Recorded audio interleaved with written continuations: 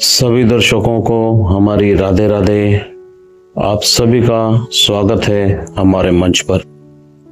हमारे चैनल पर कभी भी हम किसी का रियल नाम नहीं लेते, लेकिन यह मुद्दा ऐसा है कि इनकी पहचान छिपाकर बात करना समाज के साथ अन्याय होगा। और दूसरी बात कि हमने यह चैनल समाज को सुधारने में हमारा सहयोग करने वालों को जोड़ने के लिए बनाया है। इसलिए हम इस विषय पर खुलकर बात करेंगे, क्योंकि आप सभी के सहयोग से अपनी संस्कृति, धर्म और अपने देश को सुरक्षित करना ही हमारा संकल्प है। तो चलिए अब आगे बढ़ते हैं। माधुरी गुप्ता भारतीय विदेश सेवा की वरिष्ठ अधिकारी थी। वह 52 साल की थी, लेकिन अविवाहित थी। उसने Egypt, Malaysia, Zimbabwe, Iraq, Libya सहित तमाम देशों में वरिष्ठ पदों पर काम किया था। उर्दू पर अच्छी पकड़ बनाने के लिए उसे पाकिस्तान भेजा गया, जहां उसे वीजा के साथ साथ मीडिया प्रभार भी दिया गया था। पाकिस्तान में तैनात होने वाले सभी अधिकारियों पर इंटेलिजेंस की पूरी नजर रहती है।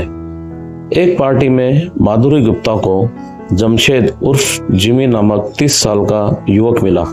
उस युवक ने अपनी होशियारी और हाजिर जवाबी से माधुरी गुप्ता का दिल मोह लिया और माधुरी गुप्ता इमोशनल होकर दिमाग बंद करके उस युवक के प्यार में पड़ गई। इतना ही नहीं, माधुरी गुप्ता ने इस्लाम तक कबूल कर लिया। इंटेलिजेंस की नज़र माधुरी गुप्ता पर और तेज हो गई। उनके ईमेल और फोन सर्विलांस पर लगा दिए गए। तब पता चला कि माधुरी गुप्ता जमशेद के प्यार में देशद्रोही बन गई है और वह भारत की गुप्त सूचनाएं जमशेद को बता रही है। दरअसल जमशेद आईएसआई का जासूस था। आईएसआई ने ही उसे ट्रेनिंग देकर माधुरी गुप्ता को फंसाने के लिए लगाया था, क्योंकि आईएसआई को जब पता चला कि 52 साल की उम्र में माधुरी गुप्ता अविवाहित है, तो उन्हें जरूर किसी साथी की तलाश होगी। कोई प्यारी मीठी बातें करके दिल जीत ले बस। और जमशेद आईएसआई के बताए मकसद पर काम करने लग गया और सफल भी हुआ। यह सब बात एजेंसियों को पता चल गई। उसके बाद उन्हें बहाने से भारत बुलाया गया और दिल्ली उतरते ही गिरफ्तार कर लिया गया। उन्होंने जब सब सबूत देखे तब जुल्म स्वीकार किया। उन्हें 3 साल की सजा हुई, लेकिन कोविड महामारी के दौरान कुछ समय के लिए उन्हें जेल से जमानत मिल गई और वह गुमनामी में अजमेर चली गई।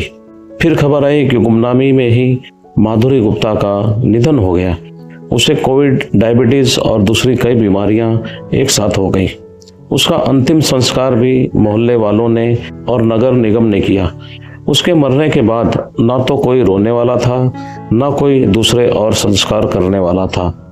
यह सत्य और बीती कहानी शेयर करने का मुद्दा और सोचने की बात यह है कि इतनी पढ़ी लिखी और इतने वरिष्ठ पद पर तैनात 52 साल की मैच्योर महिला भी प्रेम जाल में फंस जाती है और खुद को तबाह करती ही है, लेकिन जाने अनजाने अपने देश और धर्म से भी गद्दारी कर लेती है।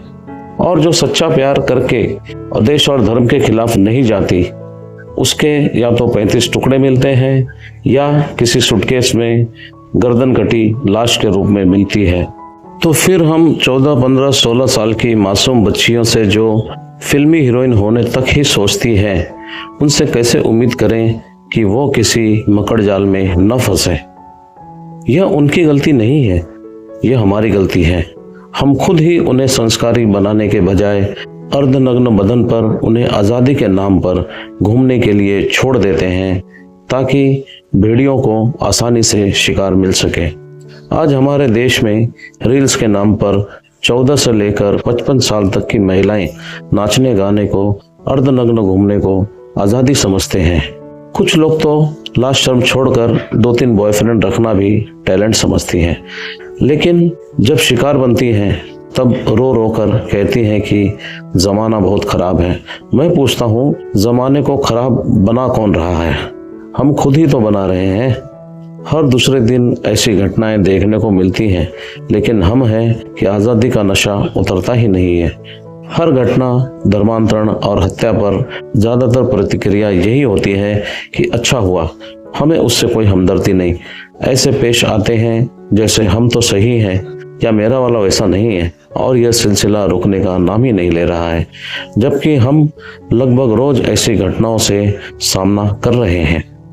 कब तक बचेंगे ये कहकर कि अच्छा हुआ? कब तक अपराधी पक्ष हमारे ये कहने के कारण हौसले बुलंद रखेगा? कब तक हम एक शिकार को ही अपराधी मानकर अपने नहदिश बने रहेंगे कि क्योंकि उसने ऐसा किया था तो उसको सजा मिल गई? कब तक हम हैवानों के लिए कहते रहेंगे कि उनसे बचकर रहो, लेकिन हम कुछ ठोस कदम दरिंदों के खिलाफ और खुद को सुरक्षित करने के लिए क्यों नहीं उठाते? कब तक अपने घर के फूल को कुचलने के लिए खुद तैयार करते रहेंगे? कब तक अपने बेटियों की बोली लगती देखते रहेंगे कि किस जाति को शिकार बनाने पर कितना बटेगा? कब तक? सोचिएगा जरूर।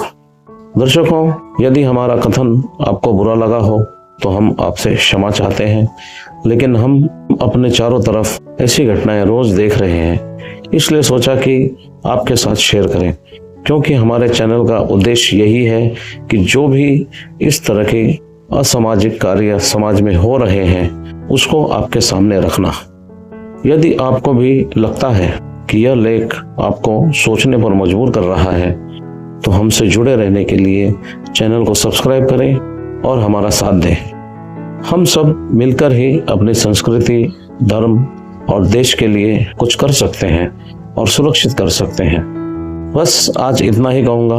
मिलते हैं फिर एक नई वीडियो में नए मुद्दे और नई कहानी के साथ। तब तक आप खुश रहें, स्वस्थ रहें, सुरक्षित रहें। पूरी वीडियो देखने के लिए आप सभी का बहुत बहुत धन्यवाद। आपका दिन शुभ रहे। आप सभी को हमारी राधे राधे।